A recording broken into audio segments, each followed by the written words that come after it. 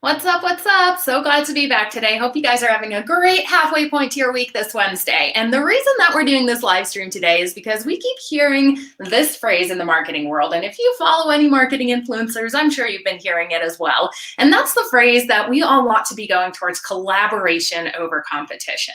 Now, this sounds really catchy, right? I actually love the way it sounds. I love the emotions it gives me, the feelings it gives me. And that is all about what I am about: collaborating. I love it so much. But when we really think about it, it's kind of hard to understand. So today, we're going to break down exactly what collaboration over competition is all about and why you should be really interested in it. So truly, the reason we want to have the mindset when we're in a small business or entrepreneurial role that we want to collaborate over competing with other small businesses is that we need to approach business in an abundant fashion, that there is room for all of our businesses to exist, that we all tell our stories differently and resonate with different people. We have our own unique selling propositions that will gain the market share that is really going to connect with us. But we also want to make sure that we're positioning ourselves best financially and putting our businesses in the sense that we're going to get the money that we deserve by putting that product or service out in the world. So of course, competition does exist. So collaborating really gives you this idea that you want to grow your audience by getting your brand in front of new eyes. So you need to be able to identify the right people to collaborate with. And this mindset really needs to go with it. It's not you get the client or I get the client. It's you get the client and I get the client. And when it's done right, it really does work wonders. So you want to make sure that you're collaborating to maximize your marketing spend and to make sure that you're doing this because you already know the audience who is going to be watching your collaboration, listening to your collaboration, or reading your collaboration, whether it's like a webinar, a podcast, or a guest post. The audience of the person who you are collaborating with already trusts that person, right? So for example, if you were to collaborate with us at Meet Edgar and I was hosting a webinar that you were being a guest presenter on, my audience already trusts me that I give them really good advice. So if you're coming in to raise some brand awareness or to sell a product or service on my webinar, that trust to my audience is already built with you a little bit more than if they just discovered you in a cold atmosphere, right? That kind of makes sense there. So you want to make sure that you're maximizing this by really getting in front of the right people, collaborating with businesses who have audiences that would need your product or service. And you don't just want to collaborate for collaboration's sake, right? Because like everything in business, you need to have a reason and a why behind it.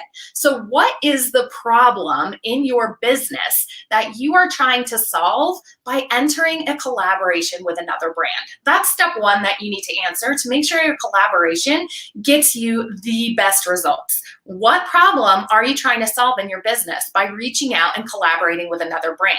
Is it to get brand awareness? Is it to get sales? Is it simply to start a partnership that you want to continue in the future? You need to think about these things before you reach out so that it can be an authentic and really well-defined partnership before you enter into it. And it really does take time to reach out and build these collaborations and to do these networking events, but it's an investment in the future of your company. And you need to remember this, that you're playing the long game and you really can't afford not to be reaching out and looking for different companies and looking for different influencers to collaborate these days if you want to get your name out there, because it truly is becoming a space where we are all the spokesperson for our own brands. And this collaboration does wonders to get your brand name out there. So first and foremost, you need to answer that question of why you're going into a collaboration. Once you identify why, you need to reach out to companies with like-minded audiences to yours so that your message will really hit the right people. Doesn't make sense to do a collaboration if you know someone's audience does not need your product or service. So you really need to identify who that person's audience persona is. Identify brands that have a similar audience to you. We do this a lot with other software tools. Meet Edgar is a social media automation tool. We do a lot of collaborations with a webinar platform called Demio, who we actually use for our webinars because we know that they market towards small businesses, the same people that we market towards. So we do list sharing, and we actually are able to do joint webinars where we're able to say, hey, if you use Demio, it's likely you would need to use a social media automation software to get the word out about the webinars you're creating on Demio. It's likely the people at Demio would actually need to have a social media automation tool. The people who use a social media automation tool might need a webinar platform. So it works beautifully in that way. So make sure you get those really great sort of collaborations that have that two-way street so that you can continue to do this. We've been working with them for over 3 years now. So these can really help in the long run for you to be able to have these partnerships continue to bring brand awareness in, because you know you've each been growing your following and your email lists over the past 3 years. So you're continuing to get new eyes by having a joint collaboration that's done in the long form. And this is just, taking kind of normal networking things that you would do in real life, normal ways of keeping in touch with people, just bring that into business. We get so scared, I think, sometimes to collaborate with other businesses, but trust me, I don't have a degree in business, and I work on a lot of our business development here at Meet Edgar, making these partnerships, because all I do is I use my skills of loving to be a pen pal with people. If you've been on these live streams before, I talk about how as a military kid growing up, I used to write letters all the time. Those skills are just something that I love to do, and I love doing that with other business owners. Remember, the people you're collaborating with are truly just people. So reach out in an authentic and genuine way and tell them why you want to collaborate. It's likely you'll get a response if you've done your research and you've told them why your product is going to be of value for their audience. Remember to always position it in front of their audience, because people are pretty protective of their audience. I'm pretty protective of you guys. I don't want to just recommend things that I know aren't going to be a waste of your time or money in that sense. Same with the people that you're collaborating with. So I promise that you need to start to kind of just do this a lot before you probably get a couple of responses, and that can get frustrating. But remind yourself that this really is an investment that's going to pay off in the long term. And it's likely you're doing other things in your business that you could cut out in order to send some of these emails, or connect with people on LinkedIn, or DM people on Instagram, or go to the Instagram Explore feature and look at hashtags that you think your like-minded audience would be in, and identify businesses that are also using those hashtags to reach out and create those relationships. So when you're really reaching out to these people, remember that they have choices with who they're collaborating with as well. So many people are taking this mindset of collaboration over competition and getting into partnerships with other companies, that other companies probably have a huge list of people that they could be collaborating with. So you need to ask yourself, why would they want to collaborate with me and not another tool? Every industry is pretty saturated. They might have someone else reaching out to get that collaboration. So write down what your superpower is. What can you offer that no one else can? I love positioning it in that term of superpower, because I think it really empowers you to get excited about communicating that to someone else. And you need to do that in the emails when you're reaching out to people. Also, really remember that if there's a no reached back to you, that they don't want to start a collaboration, play the long game. You can pass clients back and forth. If you're like a freelancer and you're looking to collaborate with people, or if you're a software industry, it could pay off in the long term. So it's never a waste of time to go ahead and start that initial connection. And that's really kind of why you need to really niche down as well. Because the more niche you are, the more likely it is if that person has a client or has a customer who perhaps their tool isn't right for, but they remember you, that person who presented your superpower, presented why you'd be perfect for certain people, would be better for that person, they might pass you that client. They might recommend your service or your product to them. And that's the true power of also having a niche that's easily identifiable and easily communicated so that other people can tell people about it. Whenever you write copy for your business, you always want to make sure that is memorable in the way people can talk about it. So you have word of mouth marketing out there, essentially making those people a part of your marketing team. So really defining your niche. I know we say it all the time, but in this sense, before you enter a collaboration with someone, remind yourself that you are not right for everyone. You are right for a specific person, and make that clear, because there's no sense in continuing in a partnership with a company if you're not going to be the right person for their audience. And really take time to do this first step. It's kind of like saying, what's that saying? It's that like, if a problem is well defined, it's half solved. Same with this. If you can really well define this problem that your product or service solves, and you can communicate that in these cold emails you're sending out to collaborate with people, it's kind of solving half your problem because they can understand it better. So get really clear on that. So you also really want to have a good reason and a why behind this, because you don't want to just say, I want to collaborate with another business because I've never done it before. That's kind of like saying if you're out on like a ski slope, you know what? I want ice cream because I don't have any right now. That's not a good reason. You need an actual real reason.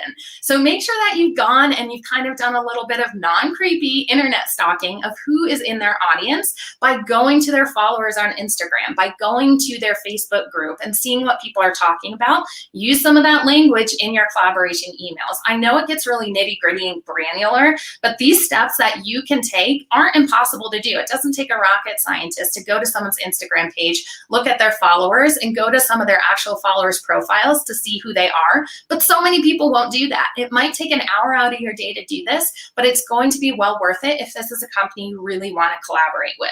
So go ahead and put in that time and effort so that it does give you the best chance of getting a yes when you do reach out.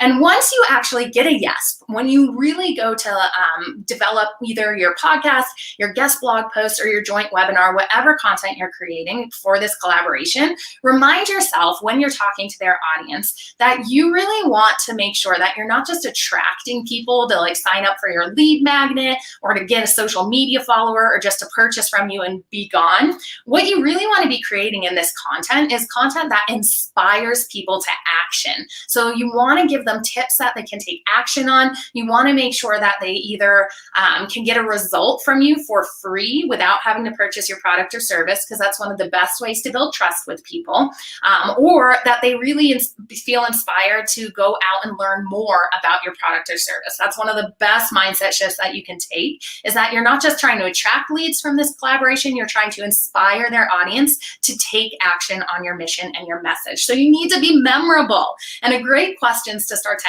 ask in order to be memorable is things like, how can I invoke emotion for these people? How can I get an emotional connection? We buy on emotion, and 95% of our purchasing decisions are those that are not logical. Rather, they're subconsciously driven or they're emotionally driven. So you need to make sure that you emotionally connect with someone. That's the reason that I kind of stop in these live streams and tell personal stories sometimes, like that pen pal story that I told. It's because that emotionally connects you to me being a real person, not just a talking head on your computer screen. So you need to look for ways that you can emotionally get your story in there. How can you be easily remembered? Your story is the best way to do that, because humans like to know other people's stories, or like themselves and their stories, and make sure that they show up in the content that you're producing. So make sure you get the right people connecting with you, and your community will then be, or they will then be really excited to join your community. So if you're inspiring to them to action, you're getting that emotional connection through your storytelling, they're going to be excited then to go join your Facebook community, to go DM you on Instagram, or to sign up to your lead magnet. And then you can start the nurture process. Then you can start to talk to them in the way that your brand really wants to connect with them. I always recommend, if you do a collaboration and you get something like an email list, or if you get something like followers from them, that you look for ways to segment these followers to start your nurture sequence out. So we do this if we do like a joint webinar collaboration and we get an email list of the registrants from that joint webinar, we'll actually put them into our email service provider. We use MailChimp, and we'll tag them with a tag. So we'll say, webinar done July 28th with Demio, or whatever tag that is. We'll go ahead and tag it. We know that we can then send a follow-up nurture email specifically referencing who we are, why we're showing up in their inbox.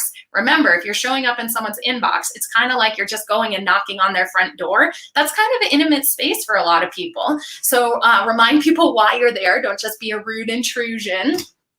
So we can really use the language about why we're there, and we can know who they are a little bit better.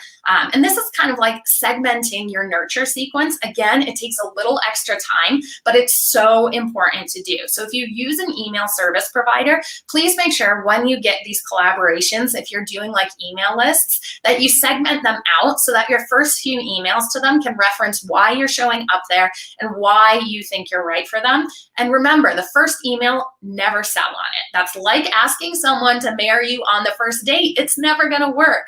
Make sure that these nurture emails, the nurture is in there for a reason, are there to introduce yourself, to inspire people, and to really get a connection. Then you can start the selling process later on. And it's important to do these extra steps as well, just to make sure that your brand is really being translated in the right way, that you get that emotional connection to your target audience. And that is what's going to get people to remember you. And really, that memorability is so important. People spend money based on the perceived value of your product or service. And if you can get someone to smile, if you can get that emotional connection, the perceived value of your brand skyrockets. It really, really does. So be confident that you can help people. Be confident that a human connection truly is one of the winning things on social media. And I want you to be so confident that you cannot even imagine that these people wouldn't want to buy from you. That confidence really does come with the idea of just saying, I'm going to build confidence, and I'm going to be so confident that you can't buy from me over and over again. It takes courage to do that, but just do it once. Be confident you can help people. They want to feel that you can help them because you can. That's why you created your product or service. And how you do this a little bit further too is reminding yourself that people aren't just like demographic information. You're not just talking to people from a certain area or from a certain age range. You're talking to them in their psychographic information too. So that goes into what their beliefs are, where they get those beliefs, what podcasts they listen to, what articles they read. All of this goes into understanding the audience you're talking to. And this is super important when you're doing a collaboration and following up with those people. So how are you going to be able to connect with them better? Again, just taking the time to get to know the people you're talking to as real people and not just numbers on your email list. And if you're willing to do the work to add value to their lives, to add value to the marketplace through your message and your mission and reach new people, you can go out there and prove it to yourself today. So, I always like to leave you on really actionable steps on these live streams. So this actionable step here is going to be getting out there and sending 5 emails for people you want to collaborate with this week. I want you to go out there, research a little bit, and send those emails. If you need a little bit more of an inspiration or a little bit more of guidance of how to, there's actually linked in the description of this video some pitches that we use to collaborate and get on other people's podcasts. These can be kind of used as Mad Libs, so you can insert your own company's information in there, tweak it if you're not going onto a podcast, rather you're doing a guest post or a collaboration with a joint webinar, whatever it may be. But go ahead and check those out if you want to see how we do it here at Meet Edgar, how we tell our story, how we position ourselves as an expert in the social media world, all of that fun stuff in the description of this video linked there. And know that this is an ongoing process. I'm actually doing this and learning all of this right now. We actually just started a series on YouTube called How'd She Build That? And it's just a series interviewing female business owners and female rock stars within their industry about how they built their company, about how they market their company. And the reason that I started this truly was because I wanted to kind of flex my collaboration skills a little bit more and actually learn how to do this better. And it's been working wonders. I've not only had a really fulfilling time doing this by increasing my network of really go-getter female entrepreneurs out there, which is fun in itself. But I've seen this work really well in the sense that they take the interview that we've done and they share it to their own social media feeds, which just, again, gets our brand awareness out there. It's a great way to make sure that you're building trust to their audience through that person. And if you are actually a female business owner tuning into watching this right now and you'd like to be interviewed, they're super casual 15-20-minute interviews. Email support@meetedgar.com. I'd love to chat further about it. If you want to see any of these, go on over to YouTube. It's on a playlist called How'd She Build This? And this is kind of what I'm doing to collaborate right now on a really micro level of just one-on-one. So if you're afraid to reach out to companies, businesses, stuff like that, no collaboration can be done on a one-on-one basis. And what I've been seeing is huge amounts of engagement on our social media because we've been being tagged by people and people have been commenting back like, ooh, what a great interview on their actual posts. And that means, again, that our brand name is just now in their heads because I introduced this as Meet Edgar's How'd She Build This series. So think about creative ways that you can do it that way. And you really, again, are just being a spokesperson for your brand. So make sure that you do things like once you're either done with the collaboration, that you make it really easy for the other person to share it out. And this is something that I need to work on for the How'd She Build This series, actually, is I want to create these custom graphics that I can email to people along with their interview saying, if you'd like to share this out on social media, here's some custom graphics that are pre-made for you where we can have them actually just upload it to their Instagram or upload it to their Twitter feed feed and share it out. So think about easy ways, if you're the one who's being approached for collaborating, how you can make sure that the people are actually going to easily be able to share it out on their social media. And if you collaborate with someone, oh my gosh, please share it out on your own social media. It's such a great way to position yourself as an expert in the industry. And it's such a great way to get content without ever having to create that content. So make sure you do share it out over and over again. Awesome. Thanks so much for tuning in today, guys.